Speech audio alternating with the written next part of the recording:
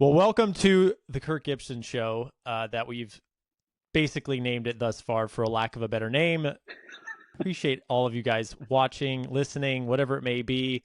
We have a very special guest here today, a friend of mine, a former teammate on the national team, on the Roughnecks, and yeah, we've got history, and it's great. So we're gonna have a fun conversation.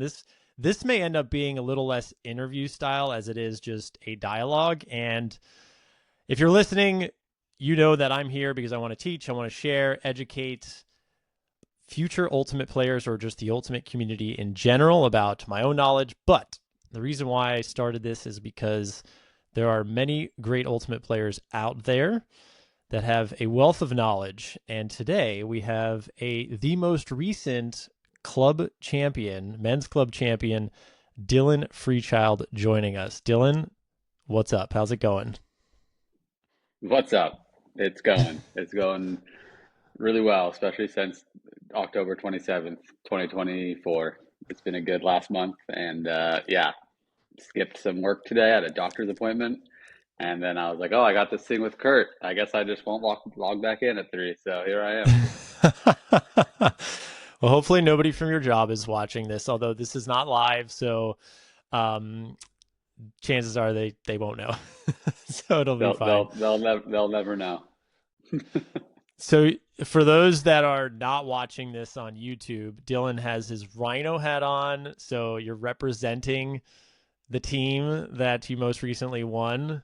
That although those don't look like the Rhino colors, it's got a purple brim. Is that normal? You guys have orange hats, which is what's going on with that?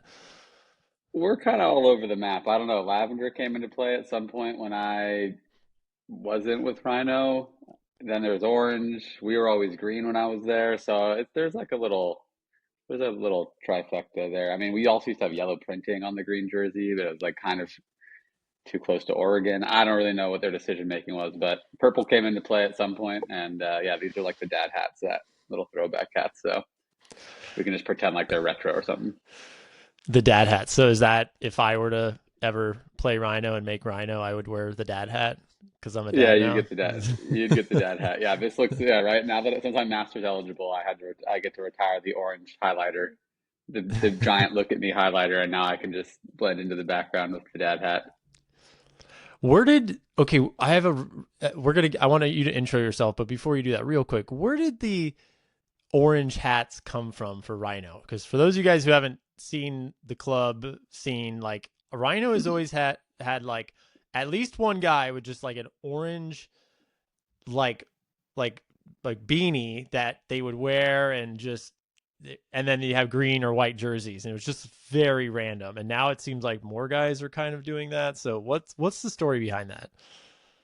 I mean, I honestly have no idea. Timmy Purston is like the guy who always wore the beanie, who's been playing forever.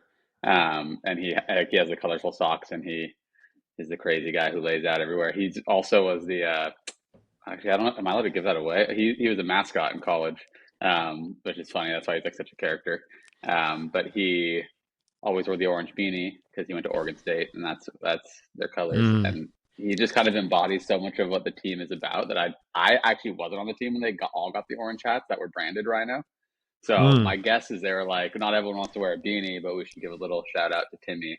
And they're like, we should all rock the orange hats. Also, around the same time that like everyone started to have to wear the same stuff, like USAU's attempt to get people to wear the same stuff. So my guess is that's where the orange came from.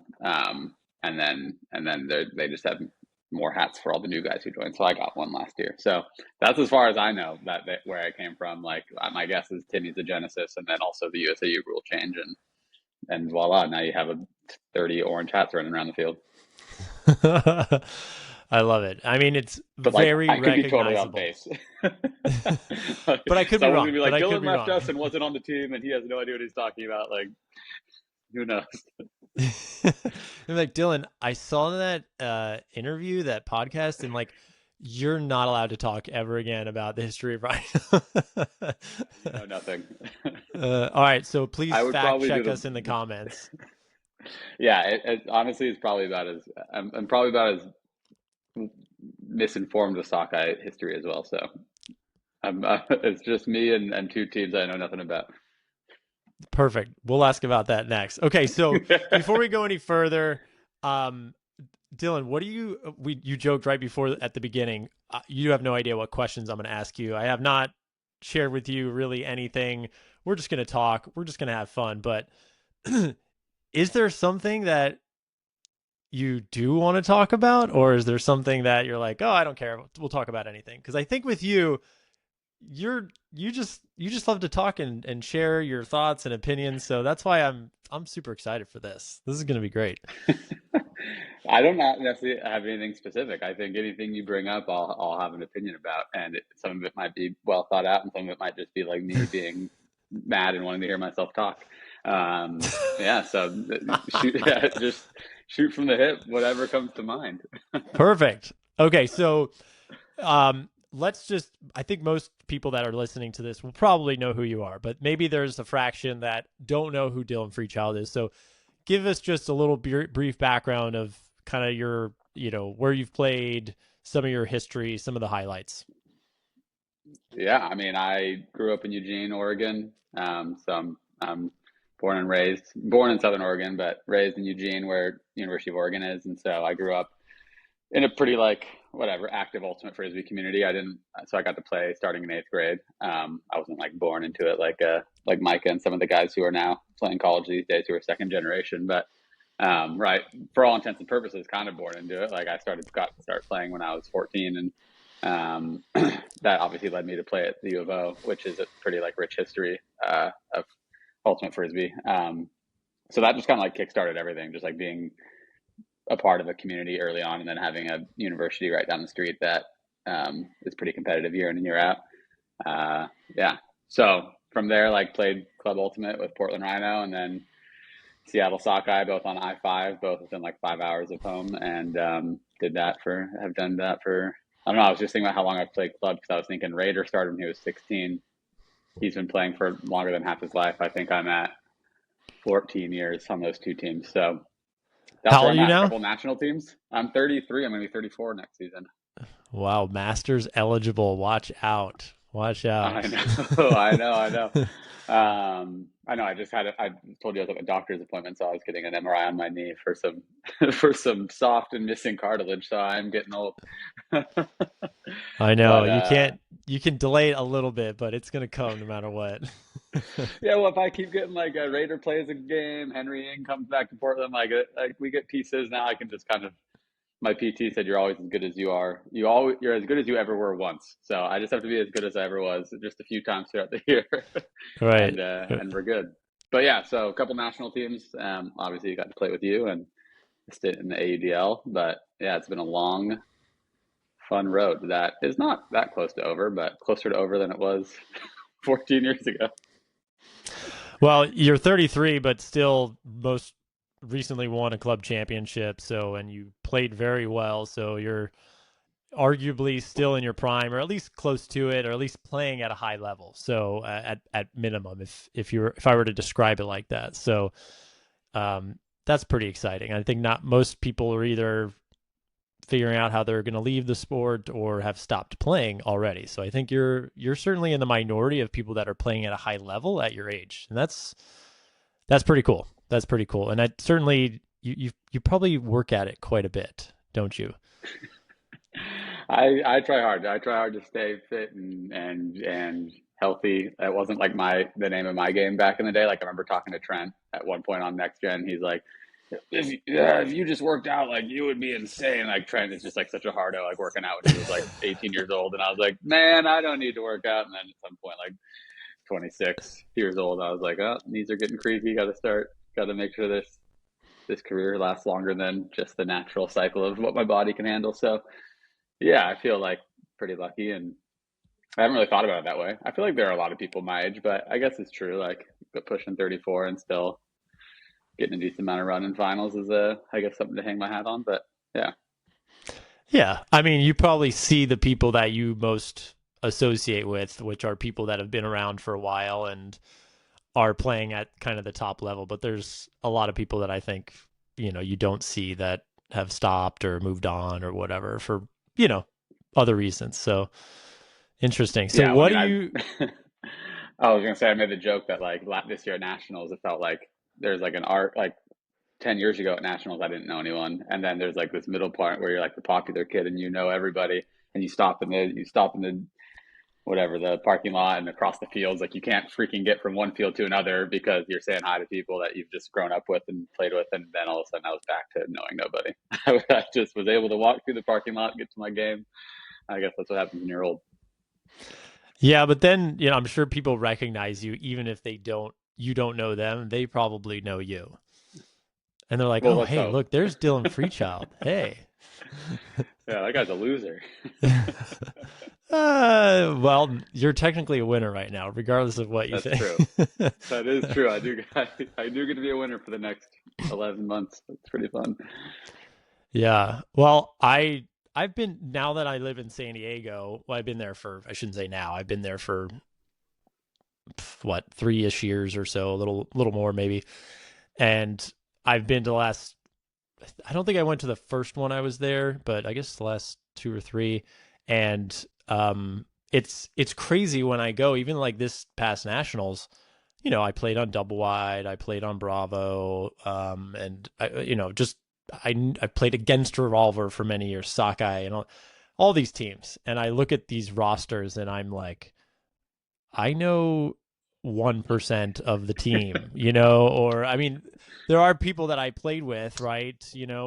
Like you, they're still playing, but yeah, I look at double wide. Like I think I played on that team for 5 years. And I know more now after nationals, but I recognize like two guys, and then the rest I had zero idea who they were. So I got to know some of them one up, but it is crazy because yeah, you go through that phase of I know everybody. I knew all the Revolver players, I knew all the Sockeye, but you just because you play against them so much year after year, and then now I'm like, wow, the generation has flipped big time. It's a whole new crowd.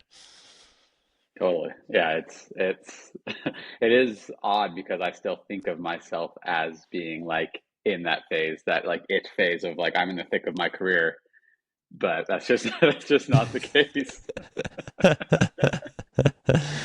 You defying the odds of age, even you're not that old, but you're defying the odds at playing at a high level. You looked like you were in your late 20s and mid to late Hell yeah. 20s playing out there. Heck yeah. Heck yeah. Yeah, my bad. That's what I was trying to do. Let's go. um, okay, so let's just talk about briefly. I want to talk about nationals, some other things, but how did you get into Frisbee? What did you play any sports? Were you good at Frisbee? Obviously, apparently you had endurance and didn't have to train when you were young, but did you play any other sports and were you good right when you first started? At the other sports or at Frisbee? Both. All the above. I started playing. My dad is an author. He owns his own company, and like people who worked for him played in Ashland. And I used to. I started playing where you had to throw the disc to somebody standing in a soccer goal, which seems awfully dangerous, but you had to like be in the soccer goal and you'd throw the disc to them. That's how I But you learned had to Frisbee. And I, like beam them like with the disc? no, you like I would go and I would like run into the. It's almost like goaltee, like this small little like I'd run into the soccer goal and someone had to throw it to me and I had to catch it like get in the goal. But sometimes you're Yeah. stationary in the soccer goal, but you couldn't. I don't know. There were some weird rules, but I was like Frisbee is awesome and I love it. It just like gave me so much joy just to like run around and chase a Frisbee and throw it. And that was maybe like before I even started playing in Eugene. So I had already known about the sport. So that's kind of how I knew about it. And then I was in uh, sixth grade homeroom with Aaron Hahn, who was on the Next Gen tour. That no one will know that name because he's like the greatest player to never keep playing after like the age of 22. But I don't think I he know was on that Next name. Yeah. Gen. Yeah, he was on Next Gen one of the years and played at Oregon briefly.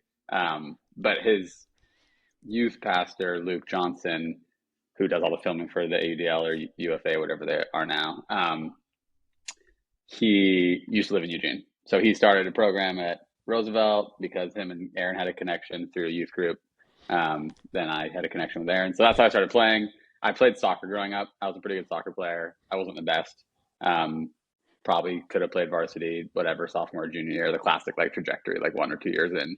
Um, and then I also played basketball, but I wasn't nearly good enough at basketball to keep playing. But I definitely enjoyed basketball more than I enjoyed soccer. So yeah, I quit both of those in eighth grade because I was like, I got this European German head coach who was just yelling at me for not having a good enough touch on the soccer ball, and I was like, I'm sick of getting yelled at and practicing way too much, so I'm going to go play frisbee with no coaches and no practice. And here I am, played way more frisbee than I would have ever played soccer.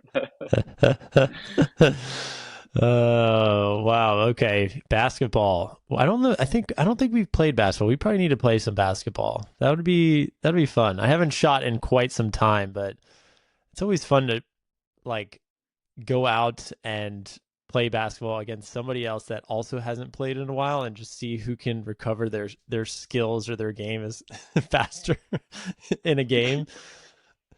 Yeah, I mean, I used to fancy myself a decent basketball player, at least for ultimate frisbee player standard. Mm, And then I played basketball with some Rhino guys, like just a few Rhino guys, but then a lot of their friends who are all really good this off yeah. season, last off season.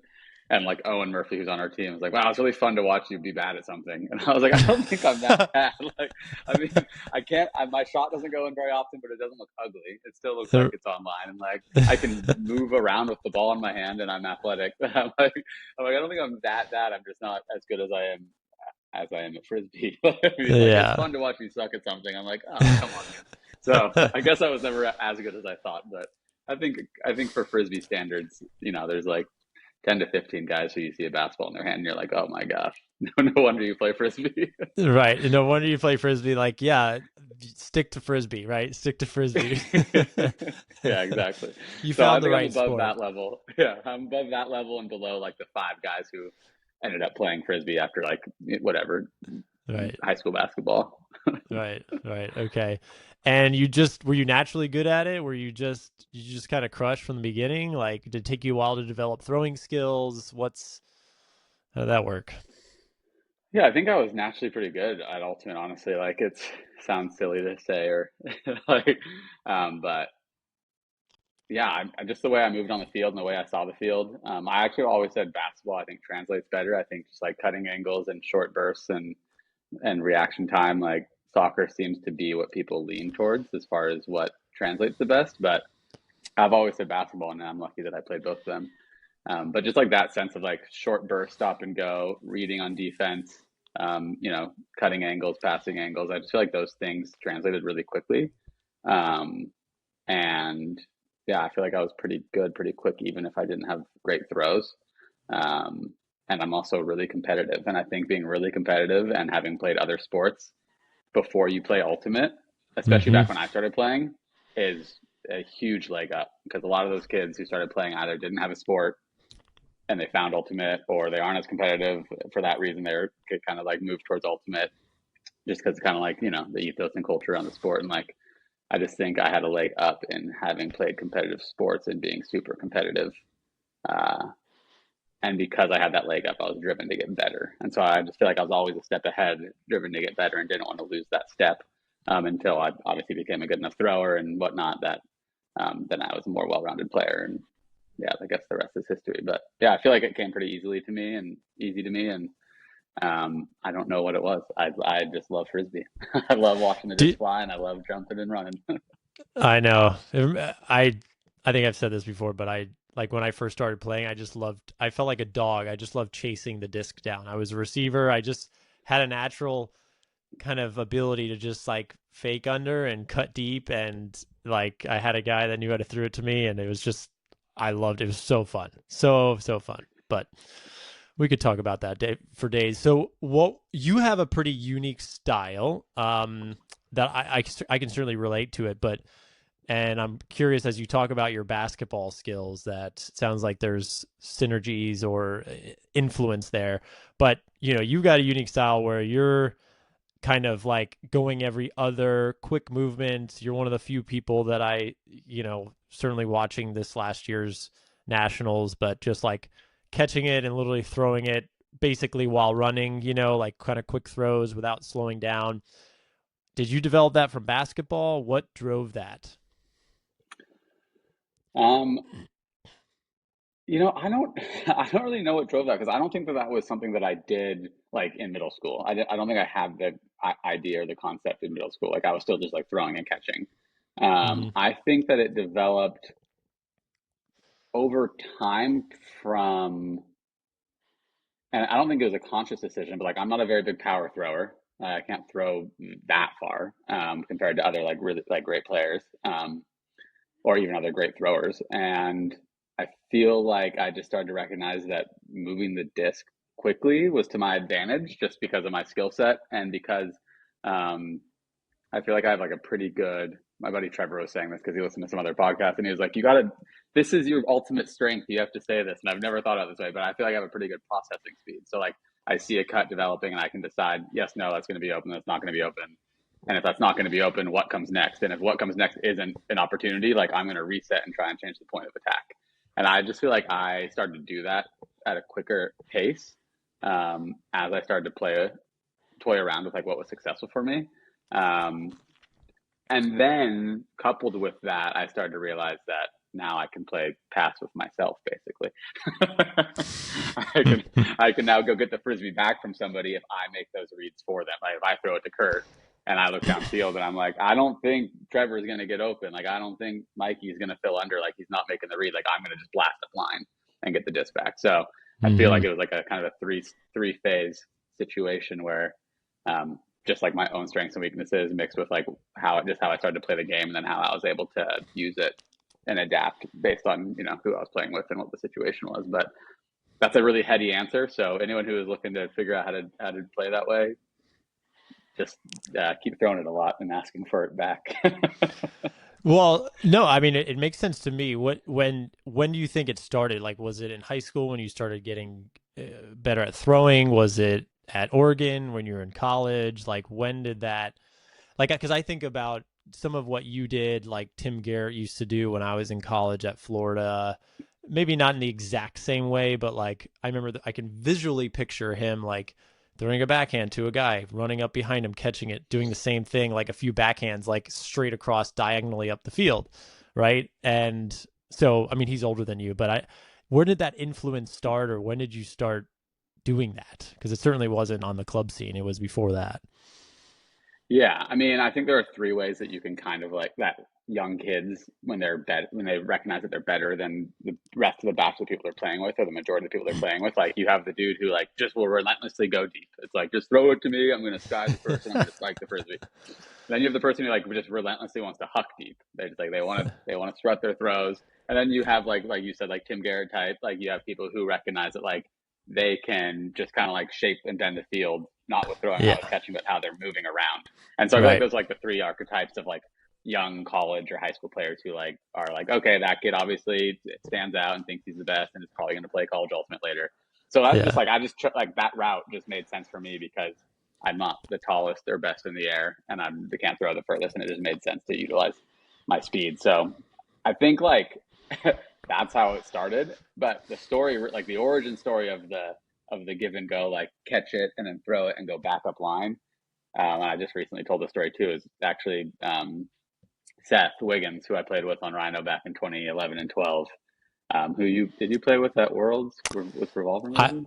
I play. Ooh, no, I did not play Like in with 2010 him. or No, I okay. played against him. I remember he was guarding me when I played on Boston in 2008, like a long time ago. He was good. He was good.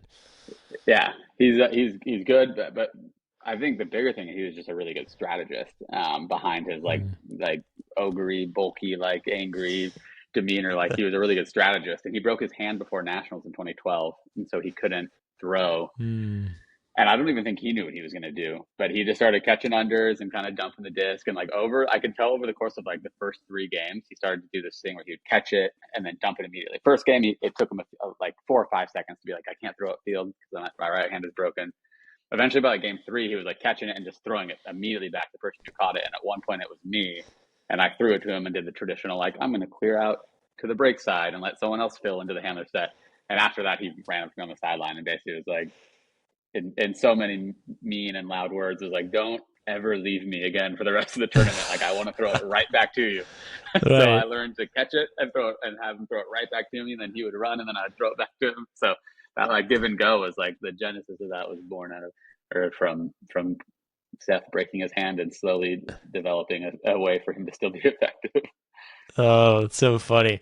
So along those lines, there was a point, I think one of the announcers, I don't know who said it, maybe it was Keith Rayner, I'm not sure, but they were talking about how some of the other Rhino players were looking very Dylan-esque. And I think it was Micah that kind of did like I don't know, an upline cut, but then they rolled. So then he kind of like stopped and like backpedaled a little bit to try to find that little space in between the trailing marker and then the guy that rolled. And then, I, as soon as he said that, I was like, I mean, I was also thinking that at the time and I was laughing. I'm like, maybe they're just like training to do like Dylan cuts on Rhino, because it did seem like you guys were all very in sync when it came to that kind of play style. Would that be accurate? I don't know if it would be Or accurate. It did definitely wasn't or does deliberate. Micah just have two Hall of Fame parents that, he just like knew how to do it when he was like came out of the womb? I mean, I coached Micah when he was like 13 at next level camp, and he was like the only 13-year-old allowed in. So I think it was 15 up. But like because his parents were from Chicago and in the Midwest, and and it started there in the Midwest, then moved to Eugene, and they have a house out in Mosier, Oregon. So it's like they're part of both communities, and Feldman was the one running it. So I feel like he got in there because of his Frisbee nepotism, and he was out there at 12 and 13 years old, just doing the same thing, like just running around and being great. And yeah, he's incredible in how he moves. I don't think it was deliberate in any way to mimic anything that I do, but obviously I think like my style of play and just like the way the sport has grown and evolved, like more people play that way. So I think he grew up watching a version of the sport that was more like that and less so like maybe your Florida teams or revolver side stack, like big power cutters. Like he grew up maybe playing or watching more of that. And being an Ego fan, probably watched some footage of like me and Chris and Trevor. So I imagine there's some passive like learning of how I played the game, but it was never deliberate as far as this year was concerned for how to leverage the way I play and teach others. It was mainly that's Dylan's thing that he gets to do, and let's try and have a system where everyone else can fit in. So, okay, you hit on something that I did want to talk about. Was it seems like you mentioned where the sport is going, that style of play, which we can, for a lack of a better term, small ball or kind of give and go, handler driven movements. And I think it's Ian Toner and I were just talking about this, about like what he thinks and what he sees the game at. And you know, it's funny, he brought up, I think he said that Raphy told him that, hey, the deep ball is back, kind of tongue in cheek. And so we started talking about it, and I was like, okay, you guys did have a number of hucks that were completed. I don't know if you had any that weren't completed. It was pretty remarkable, your completion rate. But I would say that is the vast minority from what I saw across the division. And I would just say it maybe happened like that. It's not like you guys, I would say maybe look for that. It's like those are options. You take them if they're there, right? You executed phenomenally well. But would you say that, I think Raphy was kind of joking, but would you say that the game has moved towards smaller, quicker handler movements from when you first started? Like, or where have you see the game change over the last kind of through your career? Yeah, I mean, I think it was a little tongue in cheek, but Rossi definitely and I've talked to Joe a little bit, Joe White, about it, but like both of them have kind of like whispered in my ear, like your time is gone. Like big ball is back, big spaces, big vertical cuts. Like time to put You're in the gonna be diagram. extinct, Dylan. You're not gonna be able to play anymore. You better Yeah, work so on getting he was taller. joking. He was joking, but he was being serious too. Um, and yeah, I mean, we definitely, I think, threw more hucks at least consecutively in that final game than any other game. So it was like, to your point, kind of just opportunistic. Like we did throw a lot of hucks throughout the weekend, but like 5 points in a row, like back to back to back to back. Like obviously that was just opportunity presenting itself, and some of them were sketchy, but executing once you're on a roll. Um, but I don't think like I guess I will say, and our plan was intentional to try, and the way we built our offense to try and get into what we call level two, past the handler sags. Once you're past that kind of like junky defense that is so popular these days, like then you have like 3, 4, 5 seconds tops to try and like get the ball into someone else's hand and then really extend vertically before the defense catches up. And so we definitely did work super intentionally to create that space for Raphy and Henry, like just because we had such big boys this year. So I guess in that sense, like we were working towards playing less small ball, but we also had to have solves to get into level two. Um, Level two?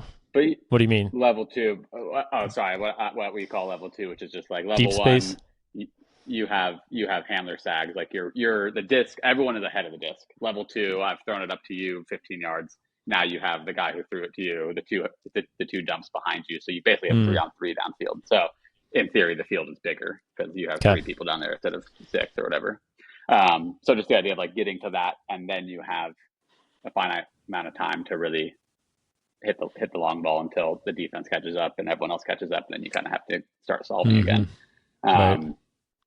So definitely was intentional to try and use deep space and get big vertical cutting, but um, I wouldn't say it was like intentional to move away from entirely from small ball. But back to your original question, how have I seen it change? Is I feel like defense is actually what has kind of forced the offensive change, which is so few people play, at least 10 years ago to like 2 years ago. I feel like just junky defense, transition defense, zone forever, pulling it, rolling it out the side. Like those have all been things that old timers are going to listen to this and be like, we were running junk and we were rolling it out the side and we were giving people half fields. But like it really was revolver just annihilated people with athleticism. That I feel Yeah. like at halfway through the 2010s, it started to be defense started to become more like the the whole was greater than the sum of its parts, and you couldn't just trot out 7 people to try and match up with Revolver or Ironside, the best teams out there. Um, and I kind of think it's actually going back now. Like people play it. So that is to say, then people had to start playing possession and small ball and two throw swings is what I call them. So like just losing yards to gain yards quickly as opposed to trying to like break down the mark. Like I feel like these things started to happen after defenses started to adapt to just like big, strong power cutters. Um, Mm. and now teams have become so good. There's so many low turnover games that you can find where you're like, you don't really realize it, but you're like, oh, ring Johnny Bravo. It was a 6 turnover versus 4 turnover game, like just some random game at PEC or something. And you're like, wow, that's kind of incredible. Like people are just Yeah. like hitting tight windows and they're always between, like people are just so skilled these days. Um, that I kind of feel like it's kind of bending back the other way. You still have to be heads up on defense, but I do think like we saw way more matchup this year than we did even just last year, but definitely more than Sock I ever saw for 18, 19, 21 when our offense was pretty lethal. Like we saw a lot of man this year and I was like, interesting. I'm curious as to why, um, particularly for our team, because we have Raider and Jack Hatchett and Henry and Raphy, like those guys are just impossible to guard. But on a higher level, like considering if that's going to be the next phase, like are we going back to or is there going to be some new iteration where we're like kind of man on the handler matchup on the handlers and then we're bracketed at like what is the next phase? But that's kind of how I've seen it grow, and I feel like it obviously was spawned from the revolver dynasty and people having to adapt, and then offense and defense back and forth until there's the equilibrium, which there never will be. Someone's always going to have the upper hand. Right. Okay. So interesting. So you're basically saying those kind of like the athletic offenses, the big receivers, the big plays, all that defenses had to be able to put 7 really good defenders to kind of help stop that. And then once that started happening, they were able to, then it turned into kind of the small ball to kind of counteract the defense is getting stronger. The man-to-man defense is getting stronger. And now it's okay, we're seeing the junky defense now. We're seeing we got to be smarter, and then now it's like still strong man to man, but now the offenses have to kind of go back and adapt. So that's why even so, are you saying maybe the final is a glimpse of maybe the future of offenses adapting to these strong man to man defenders? I mean, first of all, is this also a video podcast? Because my dog is whining at the door, and this what makes these fun. Is these are like just natural conversations, but I need to let this dog out. Is that going to be Go weird? ahead. Go ahead. Go, go, go. I'm I'll timing just you. scare you. People like, oh, she doesn't want to be let out. She's whining for her ball. All right, we're back. People like real life stuff, real life Yeah, situations. exactly. They're like, oh, Dylan has a dog that he loves. Wow, he's just Yeah. like me. That's so cute. Yeah. Well, she's whining for a ball that's underneath the couch, and I And I definitely don't have time for moving the couch. I can see my mother-in-law holding my son right outside the front door, and I'm like, oh. So hopefully for an hour or so I can, not have to. She can handle him until because my wife's not here. So, anyways, go ahead. Oh no, I was gonna say like, I feel like Pony was forcing us out a fair amount, which I feel like they've been known to do. Like they in 2018 when they played Sockeye, they were pretty flat, like flash and recover. They'd stake out a position and they'd like quickly move to close space, but they wouldn't stay there. Like they weren't. It wasn't like a poach. It was just Hold like on. really Use chaotic. English for those that don't know the terminology that you're using. So post base. What do you? Okay, yeah, they would just like right instead of standing in like a zone, right, Right. and standing in an area and guarding an area, which is what people think of a zone, and then there's like man where you're matched up. They were just really good at staking out a position, making a space look open, and then running to basically guard it. Which Mm, there's one version of that defense where you run and guard it, and then you stay there. All right, there's another version where you run and flash basically and make it seem like that area is closed, and now the area that you just left is open. But then you return to it, right? So you're kind of like playing mind games with the offender, and they were really good at that in 2018. Like they were scary and like I said, chaotic. Like you just weren't sure what spaces they were actually planning on guarding or in, and it was mm, hard to anticipate. Um, they seem like they've become more matchup, like force out matchup, and a little bit softer on the handlers. And that's to say, like kind of letting like disconnecting, making the handlers go backwards because you might have people in the way to throw sags in the lane.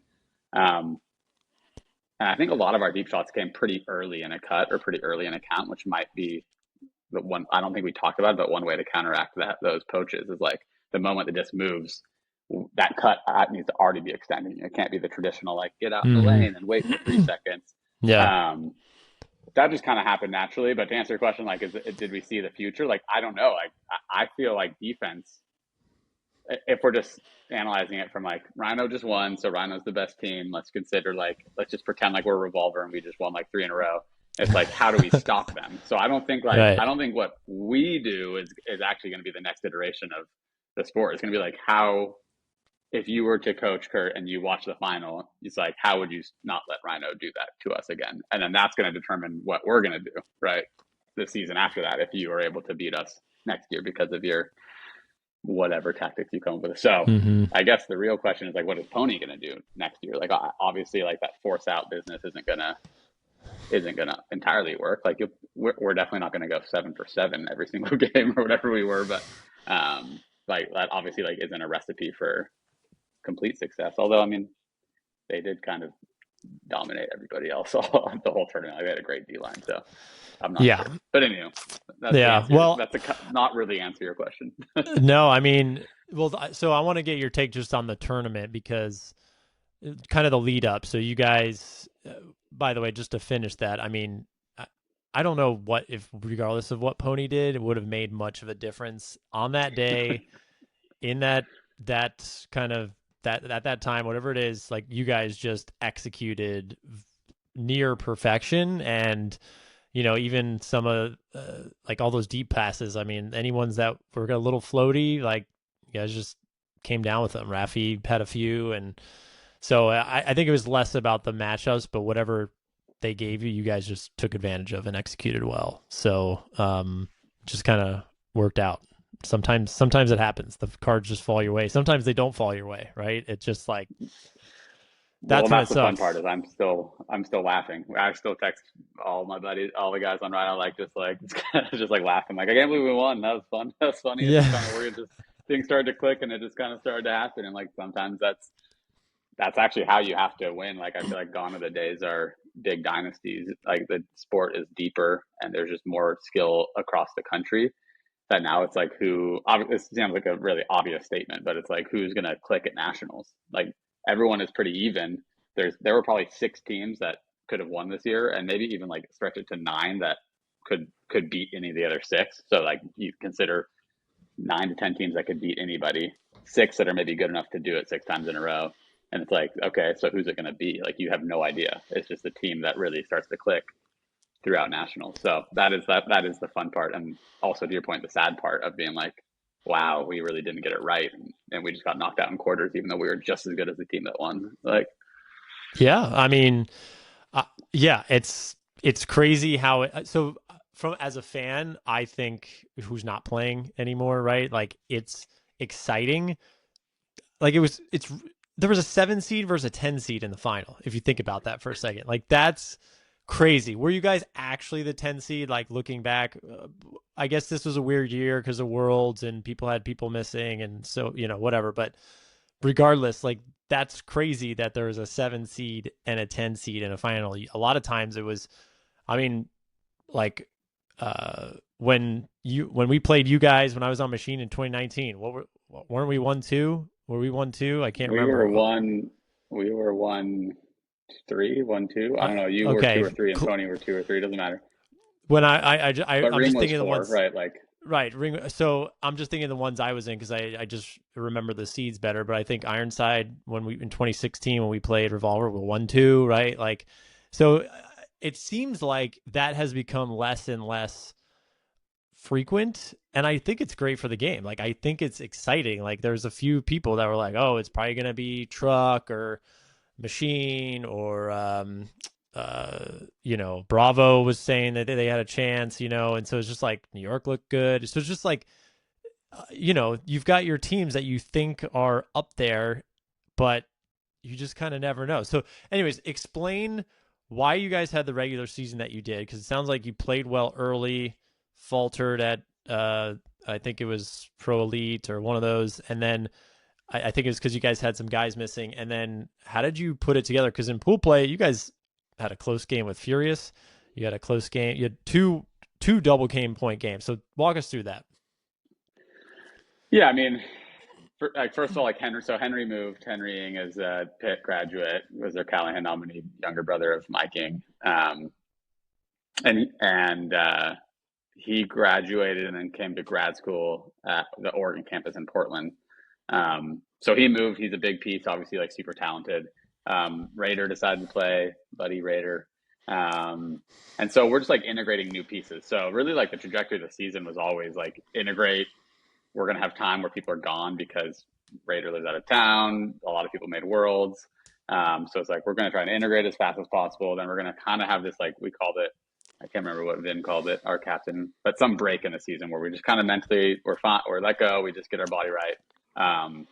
And so, sneak peek pro champs was part of that break. So like all the chatter about us being like, I was like, that's fine, we're good. And then ramp up to solidify phase, like ramp up to regionals and nationals. And so we felt like in the integration like went really, really well. Sometimes you add people. Like when I joined last year, I was hurt and wasn't playing as well. And I think that also colored how we used me. But like, I don't think I was integrated very well last year. Like, we just didn't do a very good job, myself included. And then the team, like, trying to add these pieces last year.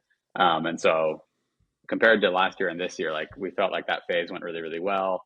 We had a good solstice and pro elite challenge, and vibes were high, and we felt like we were playing good frisbee. And then we got stomped in that U.S. Open final, but to us, like, it was so exciting because Rhino had never been in a TCT final, or like a Triple Crown Tour final, which I guess is only the last 10 years. Obviously, the history of Rhino, they've played in big games, but just like in the last 10 years, like that was a big deal for us to be Mm-hmm. Mm-hmm. in a TCT final. So even though like maybe the talking heads were like, well, not ready for the big leagues, I was like, hey, like, well, at least we got there. Like, this is sweet. Like, we've never been there. Yep.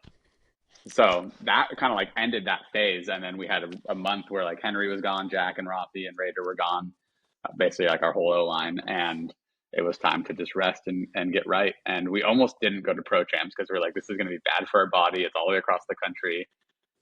We have like 15 people, and we went. And I personally had an amazing time. Like we lost a lot of games, but a lot of players got a lot of run. A lot of people learned a lot of new skills. We got a lot of grit and resolve out of it, and yeah, we left that tournament feeling like, okay, these pieces that just played a lot of points together, combined with the big dogs who are all at Worlds, like now let's like have this full roster of like not only major skill but also like a big learning curve for all the second part of the roster, and it just I kind of think that coalesced that's and like we were super. Go on. I I think that that's so undervalued. The fact when you play as like you're missing people and you have to play a lot more and maybe even play in roles that you're not normally used to.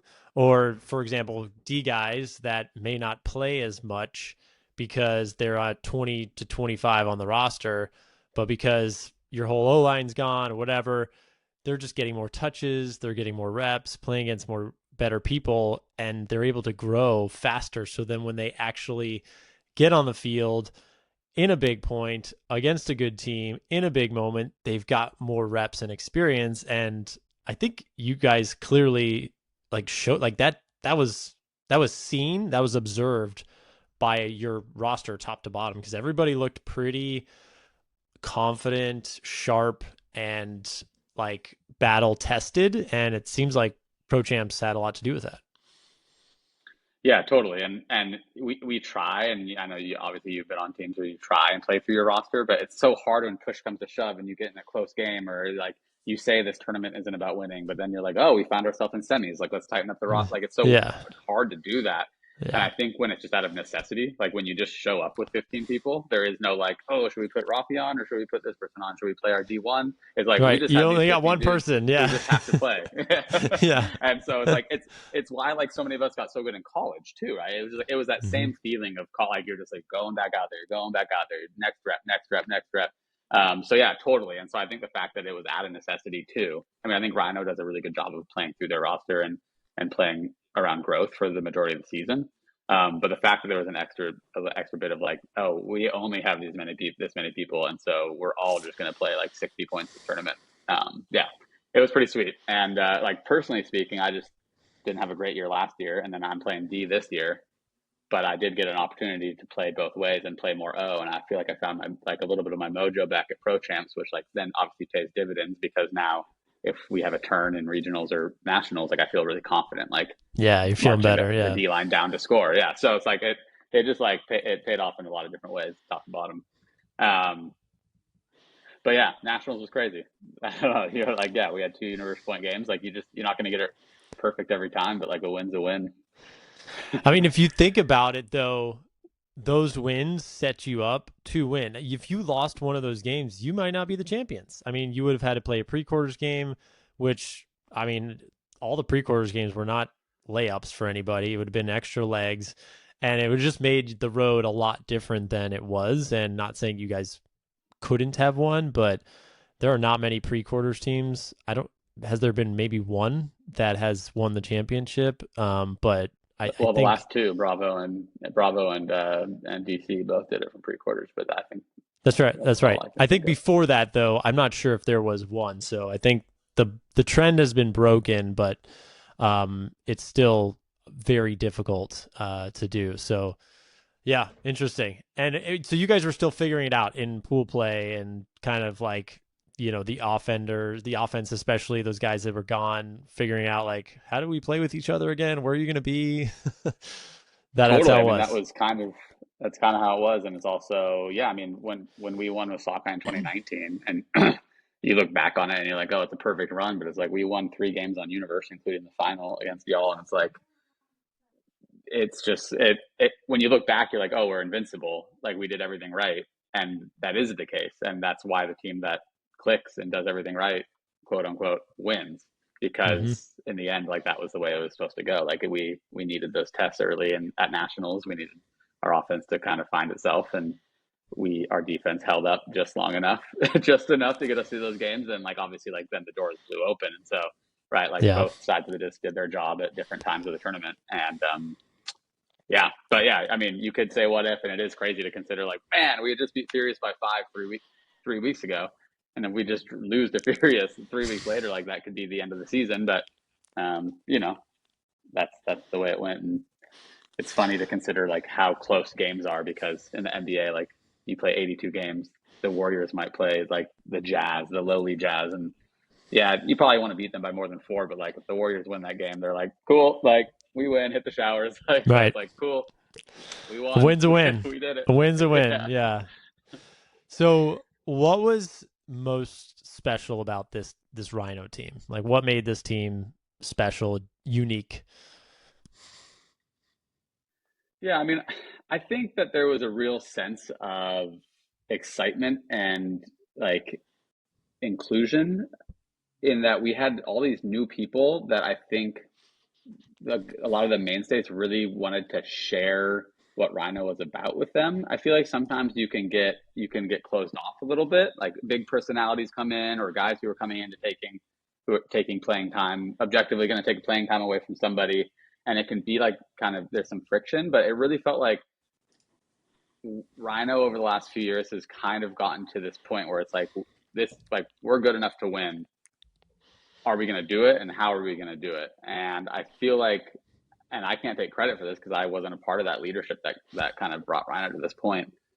But what it felt like this year was basically, we want to share this finished product of what we've created over the last 5, 6, 7 years. We want to share this with all the guys who are coming here. We want it to be obvious what we're doing and how much fun we're having, with, like you said, with people who are watching. And we want this to be like a collective thing. So what made it feel really special was that it just felt like people were excited to share that with the Frisbee community and with the new guys on the team, and that the new guys really felt basically excited to be a part of, right, this like small iteration of their career. Like who knows how long Matt or Raider play. I know I keep Matt and Raider the same person, Henry and Raider. I was supposed to be like, isn't that the same person? Matt is Raider. Raider is Matt. Yeah. We also had like 5 other new players that I keep not naming because I just keep thinking of Henry and Raider. Like, but I love you guys too. But no, it just felt like there was this momentum behind what had been built, that we were just eager to put it on display and to share it in a way that felt authentic and genuine. And I feel like people were really excited to like put our best foot forward. I think we tried to put our best foot forward last year. And I think we took too many shortcuts, being like, we're ready now. Like we've made 2 semis, we added Dylan, like we're ready. And I think we took too many shortcuts. And I think this year we were just a lot more thoughtful. And I think people were just really bought into taking every single step like one at a time. And when you're lockstep like that over the course of 100 or 200 or 300 or 400 steps, it starts to become really, really fun to go out and be in a rhythm with your teammates, like even in June and July and August. So yeah, I feel like just like there's a lot of positivity. Even when we won with Sockeye, it was still like we were the favorites all year, and it was like angsty, and we were like, we got to get it right. Like this year just felt really free and really like proud of what they had built. And it's nice being the underdog, right? Yeah, it's yeah. Definitely but at the nice same playing time, like from we that. kind of felt like, yeah. But at the same time, yeah, not having external pressure. So we didn't have as much external pressure, but internally, like we felt like we got to get this right, because we tried last year, we failed. We've been pretty good for 4 or 5 years. Raphy's, not old. He's 31 or 32. Dylan's 33. Jack's 34. Like we have these new recruits who might be around for 1 or 2 seasons. Like we got to get this right. So there was pressure, but it's totally like not the same kind of external pressure. But yeah, it just felt like people in general had a good time, wanted to get better, wanted to be in lockstep, and wanted to sacrifice to make sure that they were in unison with the team as opposed to putting their needs first. And I don't think that's any more special than any other championship team. I think a lot of championship teams will say that's what happened, but you don't get that every year. Like you're a champion. I define Kurt as a champion. Like you've won 3 times, and you're a winner, but you're also on a lot of teams that didn't ever that never clicked that way, that never got that, even if it was comprised of 80% of the same people. You're like, well, why didn't that work this season? It just worked last season. Like, so I think nothing I said is necessarily wildly like insightful or that is more special than other championship teams, but it's really special for the people who are on the team, because you only get to experience it once or twice in your career, or none. Dylan, that was like the most politically correct answer I've ever heard you give. I love it. Yeah, was I supposed to be like, what was really special is we are the best, and Yeah, yeah. My next question is, Dylan, why are you always trolling? uh, uh, seriously, tell us about that. Tell us about your, because so it's funny. Like after you guys won, you're like, yeah, nobody picked us to win. Like, take that, Ulti World. You guys don't know what you're talking about. uh, I think I like to I like to feign. I mean, when I first started playing, I did have a really big chip on my shoulder. I mean, we had Seattle youth kids up north, so they were our big brother.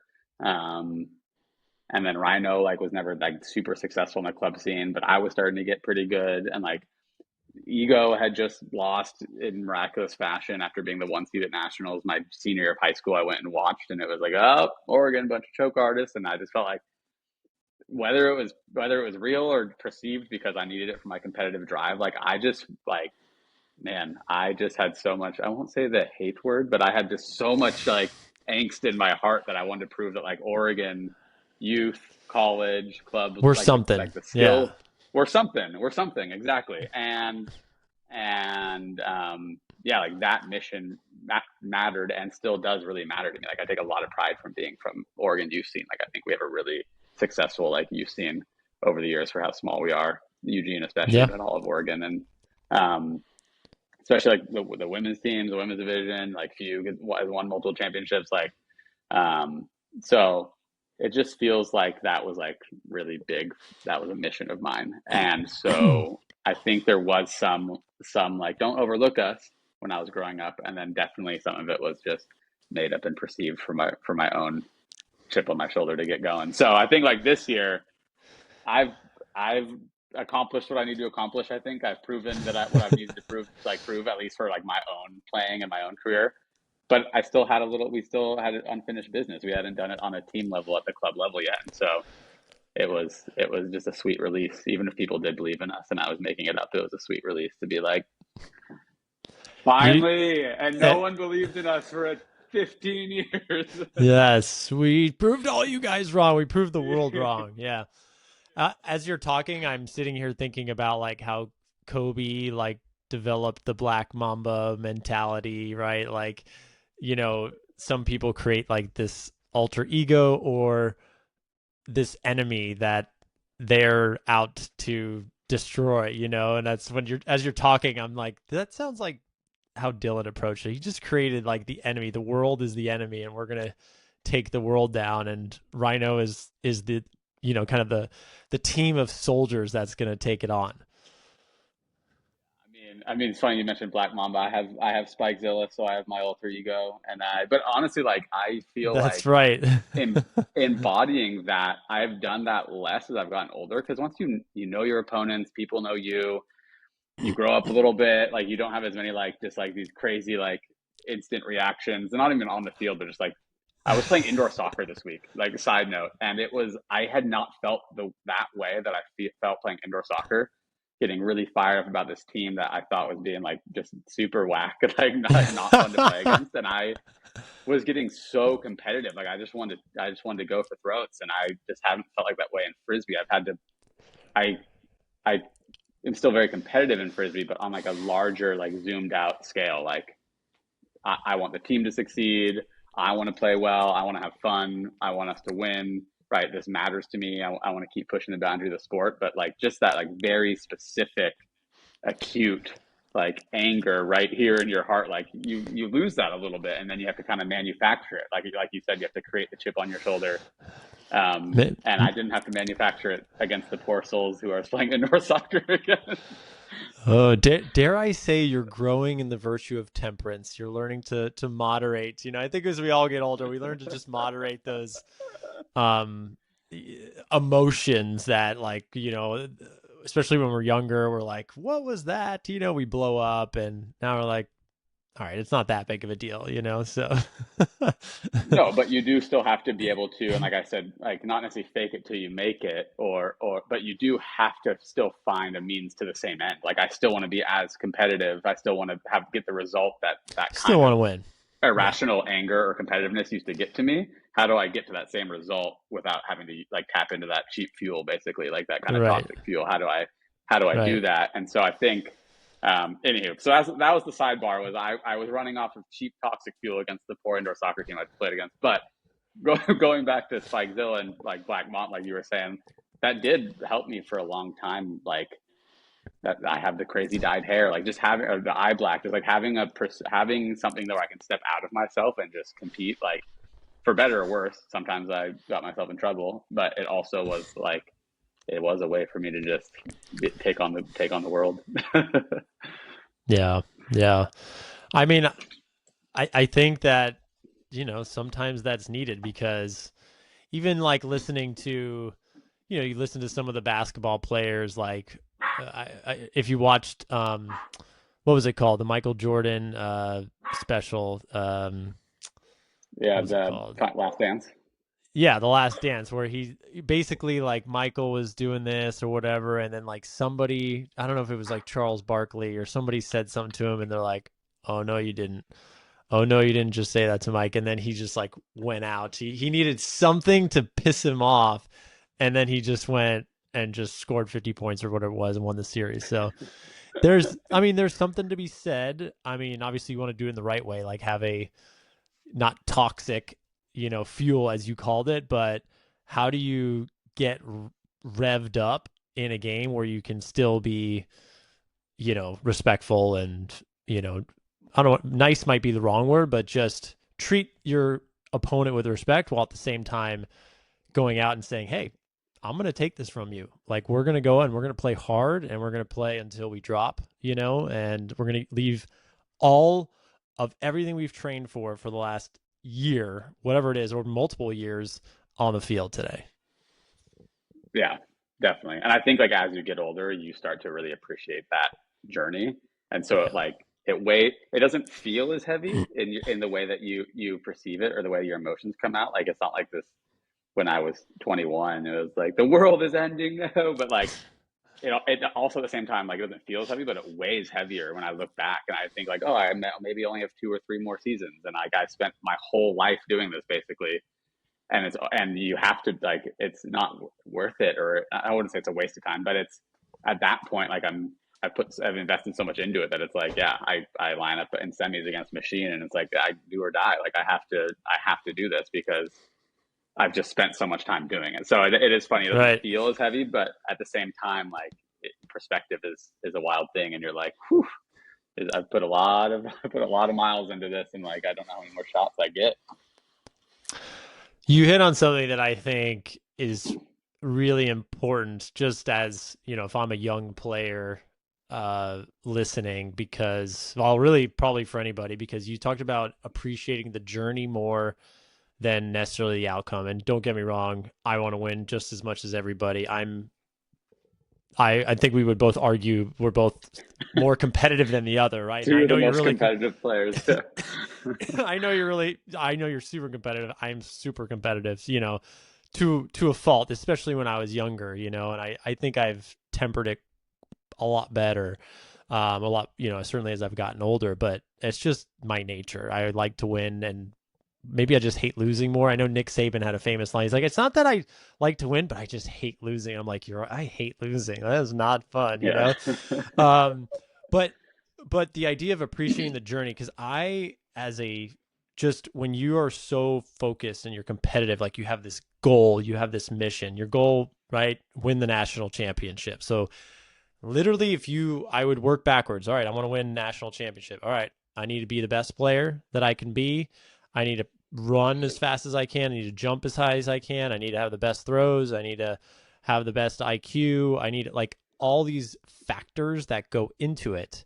And every decision that you make on a daily, minute by minute basis, essentially, other than like going to your job to make money, right, is to accomplish that goal. That was my mindset. So you have to sacrifice a lot. You talk about like, yeah, it doesn't like you appreciate the journey. You still want to win because you are sacrificing so much to accomplish that goal.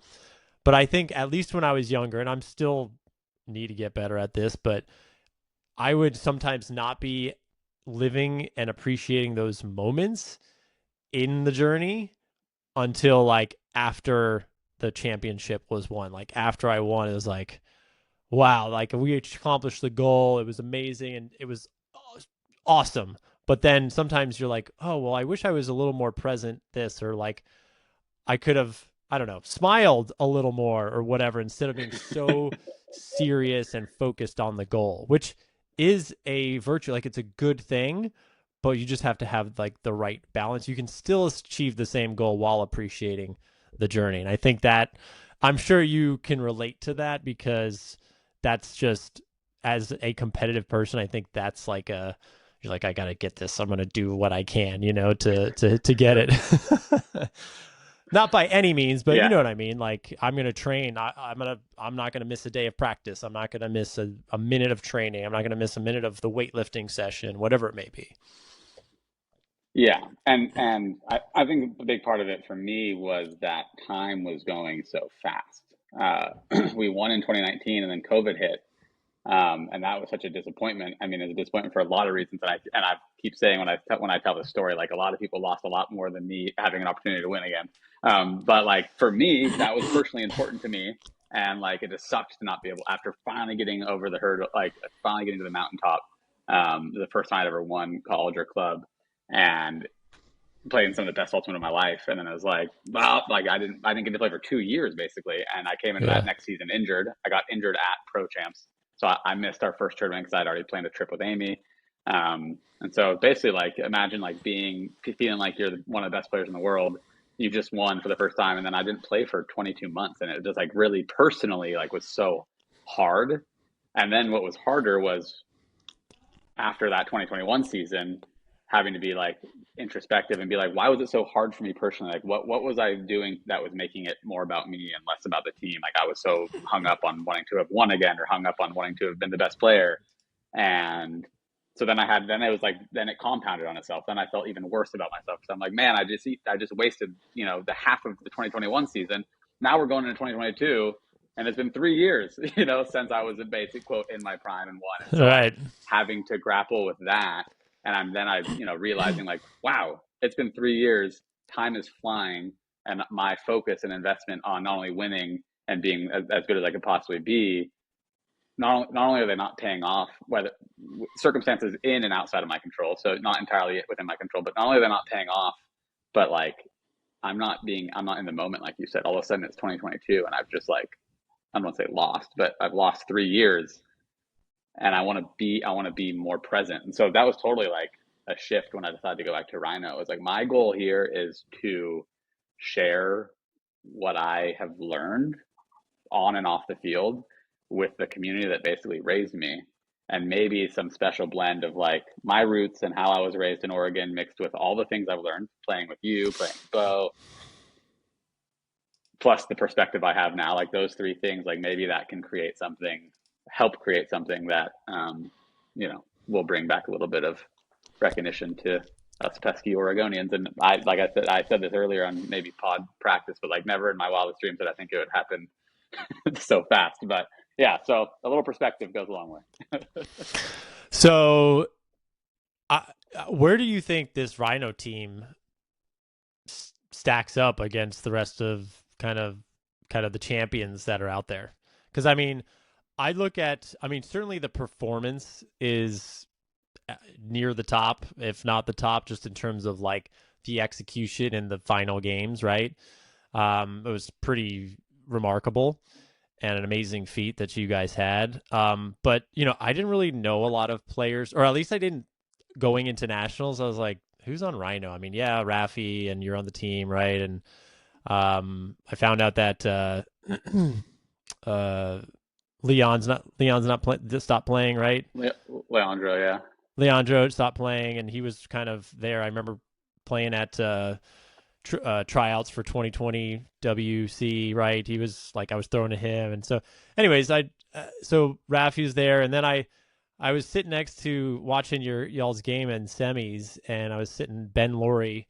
I noticed him, and I was like, why is Ben watching this game? So I like go up to him, and like as soon as I kind of like turn, he's like, oh, my brother's playing. I'm like, your brother's on this team? Like, wow. And then we start looking at the roster, like, okay, on offense, Raphy, you got Jack Hatchett, who I thought was surprisingly, he always seemed like a D player to me, but he's really fast, So I'm like, oh, well, so you're gonna have to put somebody good on him that's fast, right? And then I start watching Henry Ing play, and I'm like, this kid's pretty good. And then your handler, like Micah, and just like kind of top to bottom, like, okay, this is actually a pretty strong team. Like, it didn't look necessarily intimidating, but just like you guys had a talented team. So where do you think this team stacks up against the other champions? I mean, again, as far as like it's funny. I never watched the 2021 final because I was talking to Jimmy. Poor Jimmy, like, had to play us, and we didn't have like a turnover basically. And then I'd always heard the 2021 final was pretty clean. It was like they had 5 or 6 turnovers, and Ring had 4 or 5 or whatever. And I was like, oh, I should watch that. And so I watched it. And I kind of had the similar thought about Ring. I was like, this team doesn't seem like they're super, like crazy, super threatening. But then when I started breaking down their players one by one and just how clean they were playing, I was like, oh, like this team could have beaten anyone. And so I kind of feel like, at least since like the post-COVID years, like these last 4 teams, again, like it's whoever caught fire. I like to think that, like, as far as talent, this team feels like it is a little deeper in talent, which you and I both know doesn't necessarily win you a championship. So this isn't me saying we'd beat Bravo, Truck, or Ring. Like, I think at any given day, those last 4 champions, whoever catches fire and plays clean wins. But this team feels pretty deep in talent. Sockeye team in 2019 was really deep, was really, really good. Yeah, but let's be honest, you guys should have lost, Yeah. Yeah. Well, it's funny because when we were up 9 whatever on Tony, I was like, man, I don't want to repeat here. Like, it would have been nice to have like had a combined 30-10 win, but you guys had to come back. Yeah. Yeah, so I guess I'm giving another political answer, but I feel like this Rhino team, the way we played at Nationals, the way we came together, at least for those 6 games, I think this Rhino team was pretty capable of beating every champion. I'll say every champion back to the 2013, the end of not the end of the Revolver Dynasty, but the first half of that, kind of like 3 out of 3 and 4 years. I feel like we could definitely have the capacity to beat every team in the last 10 years. I think if you had the capacity to beat every team in the last 10 years, you have the capacity to beat any of them. If that's like for sure. I'm just saying that's so long ago, and all the players on the team now didn't play with those people, and they were obviously like a juggernaut. I'm just saying, like, when I break it down, because I've played against all those teams, Pony in 2018 would have been tough. Like, they would have played, their style of defense would have been tough. And then I think honestly that Ironside team in 2014 was pretty deep. But like, aside from those 2 teams, 2016. Sorry, I didn't mean Ironside. I meant Bravo. Yeah. Bravo. Yeah. But we had a lot of good athletes on that team. Totally. And so then maybe the 2015 Revolver team was a little, that kind of like in between the 27th, their last championship and the end of their, like, maybe those 3 teams, as far as athleticism, would have been pretty tough. But yeah, anywho, that's the political answer. I think at least how we performed at Nationals is definitely one of the best performances. I don't know how we'd stack up against other teams, but I think the talent is deeper than a lot of other champions. But obviously that's not what makes the heart of a champion. I think you could make an argument for any team in the last 10 years beating each other, because it's and you could, I think in general, the teams are getting deeper. But to your point, like, the 20 to 25 don't necessarily play, or 15 to 25 don't necessarily contribute as much. So does it matter? I mean, it does, but not that much. So it's still fun to talk about. We have that question for the fans. Who's the best player currently playing on? Yeah, both on Rhino. I was asking for Rhino, but yeah, you can give me that and in the division too. Well, now I'm going to get in trouble. Well, we currently have the best player, don't we? Me? No. Um, Okay, I feel besides you, like Dylan. no, I was teasing. I mean, so Were my you? my head goes to obviously Rafi and Joe are just the two singularly like great entities right now in our sport. Like just like at Joe the top of White. their game. Yeah, yeah, and like people are great for a long time. Chris is great for has been great for a long time. Jimmy was great for a long time. Like all these players are still good, but just like catching fire at nationals, sometimes you just have like 2 or 3 years where you're like, oh yeah, I was the best. Like other years, I was one of the top five. I might personally still argue that I was the best, but I'm okay with whatever. But like, there's sometimes you just catch fire and you're like, for this peak of my career, I was really good. And I feel like Joe and Rafi are kind of in that phase right now at the moment. And so any given game, there are plenty of players who are better. But like when they're playing at their best and they are basically like kind of in the zone, I just think that those Hmm. guys are like basically immovable objects. Um, so that's my answer for just like peak of their powers. If they're playing the best game of their life right now, they have that extra like special sauce. They're the two best players in the world. On the team, like of course, it's kind of hard to have Rafi be a part of that and then not say Rafi here. But as far as on the team, like importance, and I guess just to like move, not have the same boring answer. As far as like importance and versatility, and like just the role that they played at nationals and how they performed at nationals. I mean, Henry Ing was incredible for us, like massively incredible for us. He played both ways, uh, and so I just feel like I don't know if I could confidently say he's the best player in the world. That seems like a little bit crazy, but he's on his way there. And I just think that he changed the complexion of what we could do on a turn. We could play looser on offense. What we could do when he came over to defense, he can guard bigs, he can guard smalls. So basically, he would kind of like toggle me and Daniel and David. If he came in and he needed to guard a small, like right, we had Daniel and David who could push big, right, or I could push like Yeah. downfield. And basically, Yeah. if we wanted him to guard Malik, he could guard Malik, and we could push Thielen to to overwhelm like a handler type. So he just gave us the versatility on O and D and the ability to play loose. That I just think that he was a top five most important player at nationals across the whole division. So Yeah. I agree with the Joe. I think Joe's the best player. I think it's clear, even though he didn't play. I played with him, so you could call me a little biased, but I don't think I'm being biased. I think it's pretty clear he's the best player. I I don't think Raphy is in his level just because throwing ability, height, and just like Joe's so dangerous with the frisbee. Raphy, I mean, basically is a great receiver, and then he pretty much dumps it and goes back downfield. So I I don't think that know. I don't know if that's a good take. I think Robbie's a pretty incredible thrower. Have you seen I that guy oh, throw a forehand? I I have not seen him as much as you have. So, but Yeah. I think it's not as good as Joe's. I'm not saying he has bad, but that's typically what I saw in the semis and finals was a lot of that. I didn't say he couldn't throw it, but maybe he knows his role and that's fine, but he yeah, to me there's a difference there. Not taking anything away from Rafi.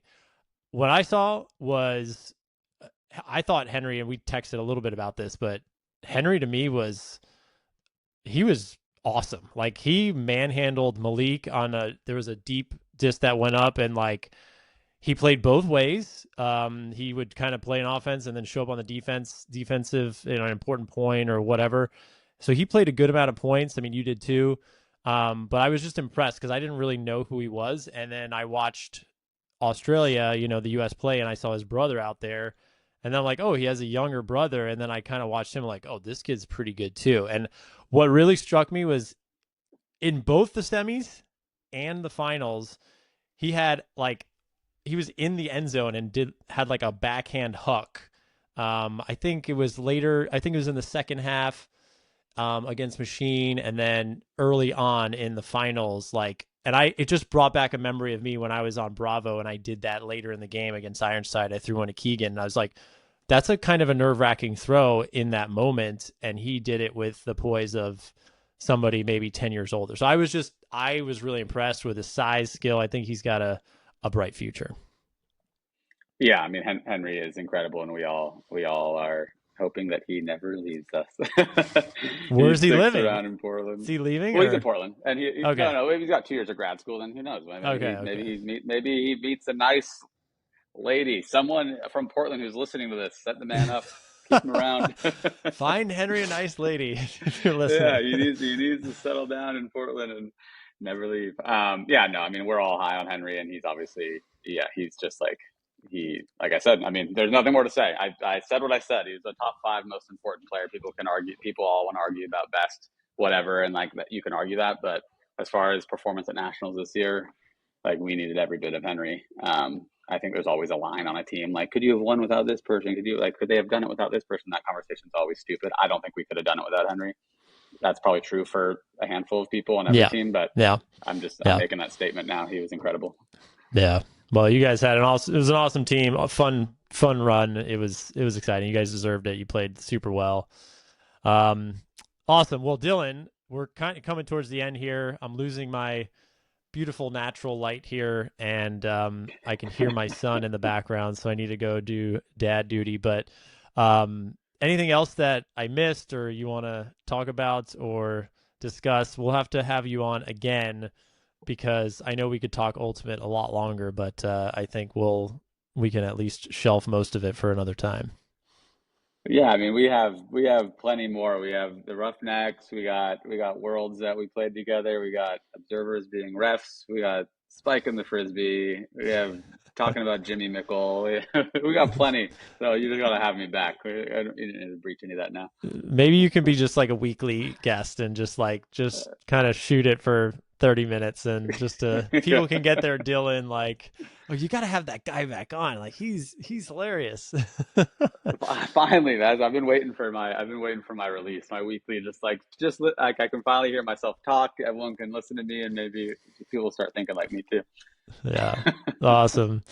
Well, we appreciate it, Dylan. Thank you so much. This was super fun. Loved hanging out, and we should do it more often, whether we're recording or not. But yeah, I'll look forward to having you back. Have a great Thanksgiving, and tell Amy I said hello. I will tell Amy that Kurt says hello. Her favorite roughneck. Sorry, Jim. All right. Thank you guys all for watching. Let me know in the comments if you want to have somebody specific to hear from, and appreciate all of your support. We'll talk to you next time.